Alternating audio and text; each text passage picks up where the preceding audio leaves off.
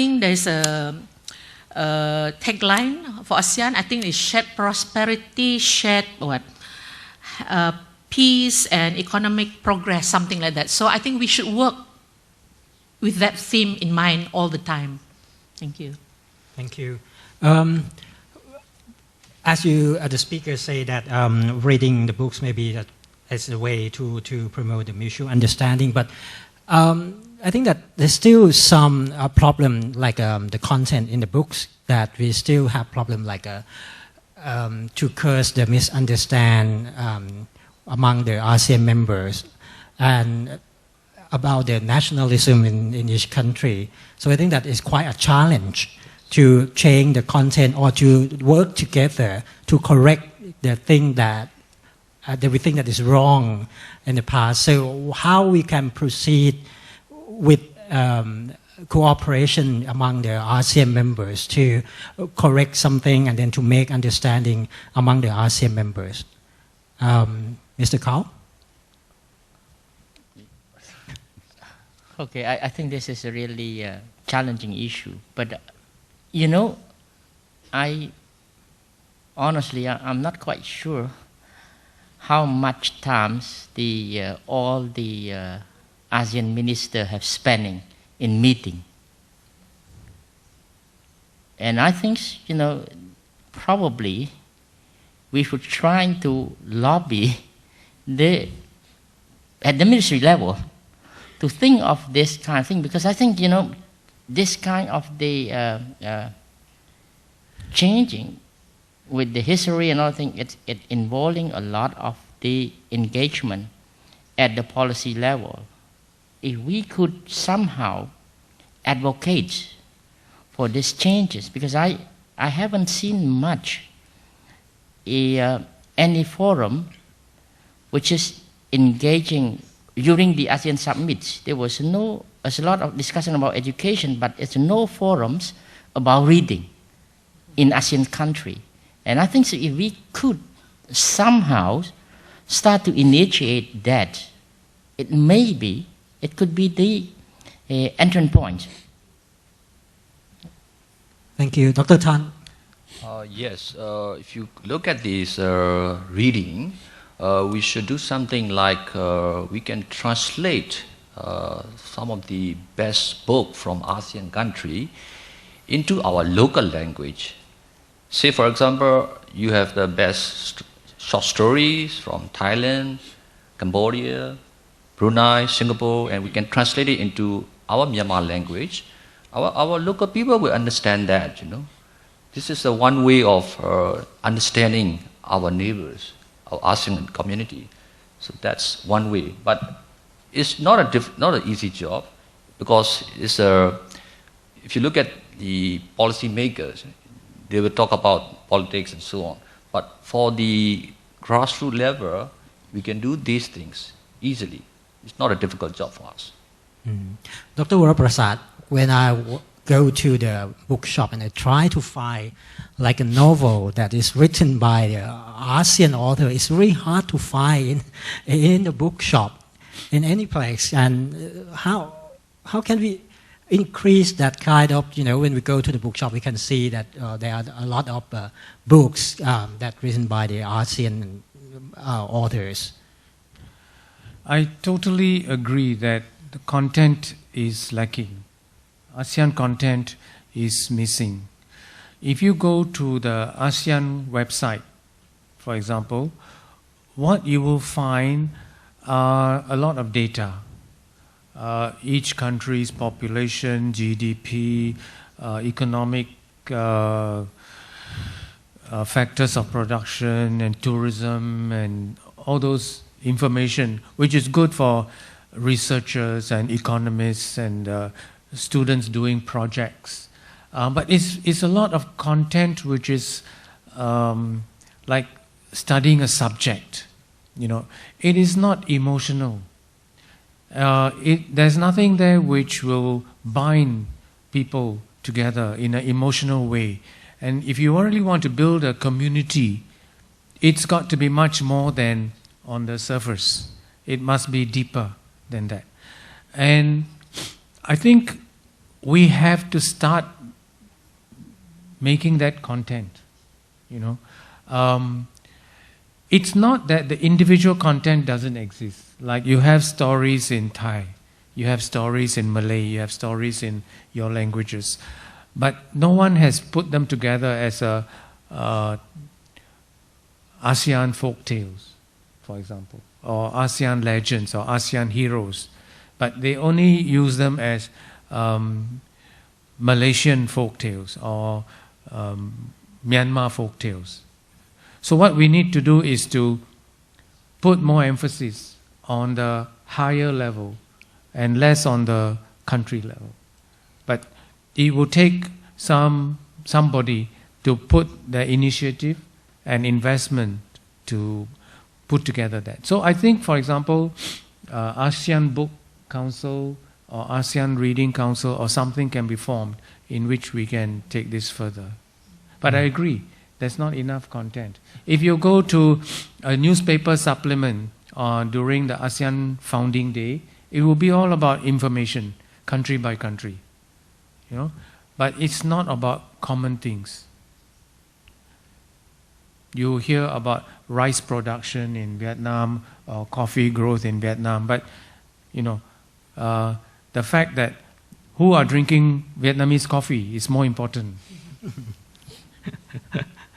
So, Ms. Nellie, do you have any comment on this? Yeah, I just add a few points here.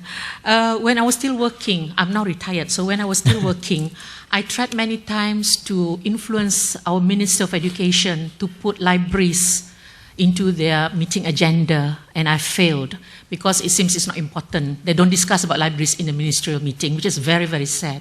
I tried that many times. So I think we should work through our ministerial meetings nationally, and then let them, if you can influence them enough, let them bring it to the ASEAN ministerial education ministers meeting, so that libraries can be put into their meeting agenda, so that we have a platform there to discuss about libraries. Now, I'm a librarian. I am, again, as I said yesterday, I'm very sad that sometimes it's so difficult to find books like us in Brunei. Also, it's difficult to find our local books in the bookshops. Now, of course, ASEAN books, again, as a librarian, I would say that it's also difficult to find. Now, ASEAN COCI publish a lot of titles. In the past, they published a lot of titles, but these are not for sale. They were put into the national libraries. So if you go into your national libraries, each of the ASEAN country national library would have a whole collection of the ASEAN COCI publication on ASEAN literature. It covers children's books, literary works, books on cooking, food, festival, everything is there. But unfortunately, it's not for sale. It's only published enough for distribution into the national libraries and some, national institution, universities and all, something like that. So I don't know, maybe this is something, again, we can look into, okay? Because the content, they were all written by experts in the various fields. So, for example, history is written by historians from each of the countries. For example, festival is also written by historians or cultural experts who are familiar with the subject area. And also there's an ASEAN Publishers Association. Maybe we should, the membership should consist of librarian. If a librarian can, be one of the members in the committee, maybe we can influence, them as well in their decision when they do the co-publication. Because as far as I know, they are very keen on co-publications. So maybe this is something also, another platform maybe we can look into. So actually there are existing avenues, except that we haven't explored them fully maybe.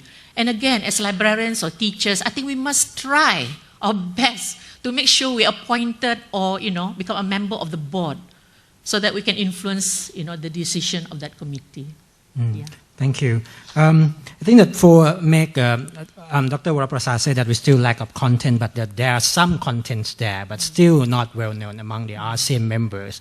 But how are we going to promote them to be well known? Like when the Western book come out and then it becomes a bestseller right away, but But how about the books that come from the ASEAN country? Because when you have to publish the book and to convince the publisher to publish any book, you have to think about the demand and supply, you know, that the writer need to, the reader want to read that book or not. So can we do that, Dr. Prasad?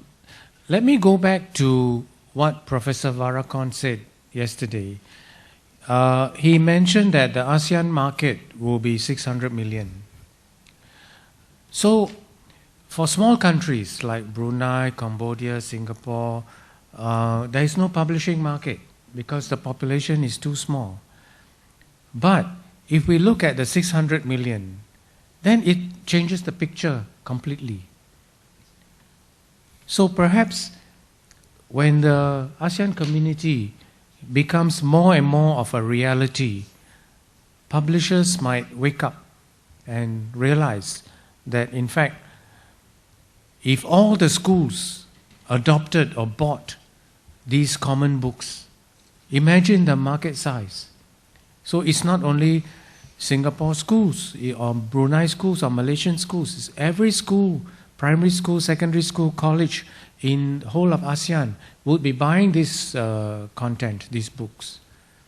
So that is a huge market. So I think that if some sensible businessmen were to look at it, there could be a market.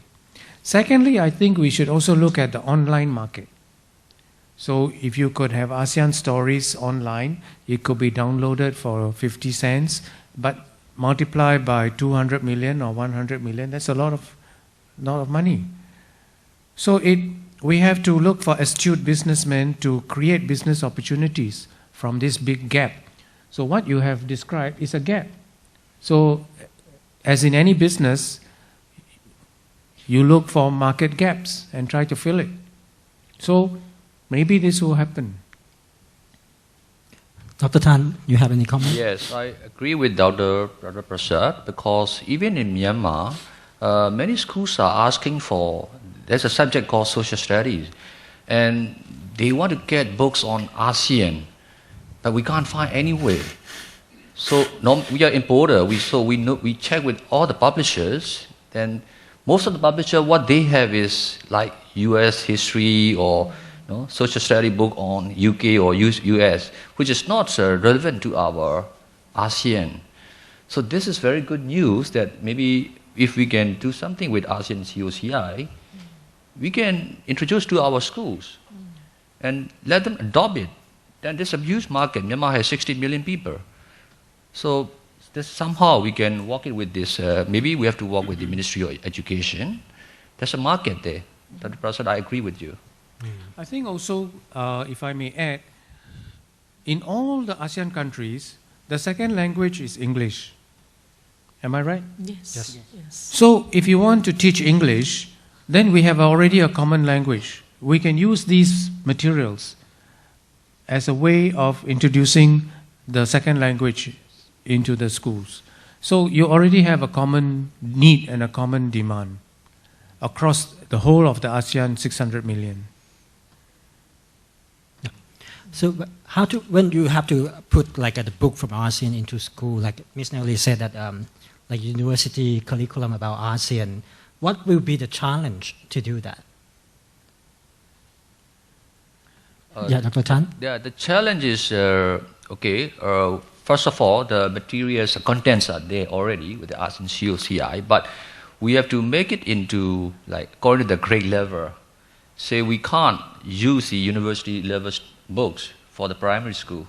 So we need some education expert to work it out on the coursework by putting illustration for the primary school level and the middle schools and so and so. So that's one way we can do that. So we need to adapt with the local requirements also. So that's a way we can promote these ASEAN contents at the schools in Myanmar. Ms. Nellie, is it difficult to convince the minister to do something like that? Yeah, that's also difficult. Adoption is very hard, yes. As I said in the past, I failed, many times to put libraries as an agenda in the ministerial, in the education ministerial meeting.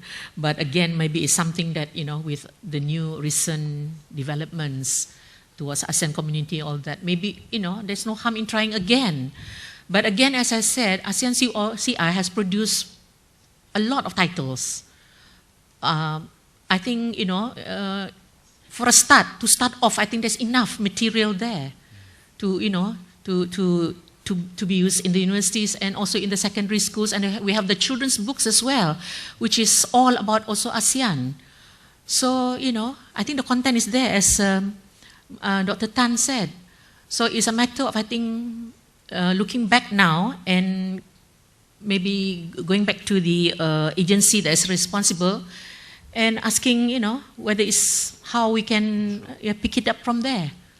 I'm sure ASEAN Secretariat will be very happy that, the books can be used in a wider scope and wider circle rather than just sitting in the national libraries. Yeah, I want to make a couple of observations.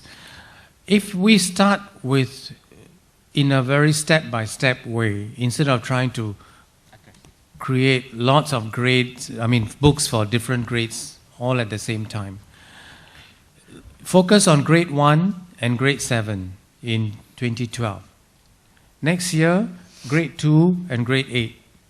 Next year, grade 3 and grade 9. So in 6 years, you would have covered grade 1 to 12. Step by step. Then you can keep on building the material.